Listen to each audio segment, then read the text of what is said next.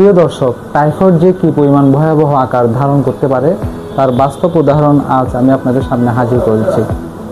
এই 17 বছরের এই তরুণ 1 মাস আগে টাইফয়েডে আক্রান্ত হয়েছিল।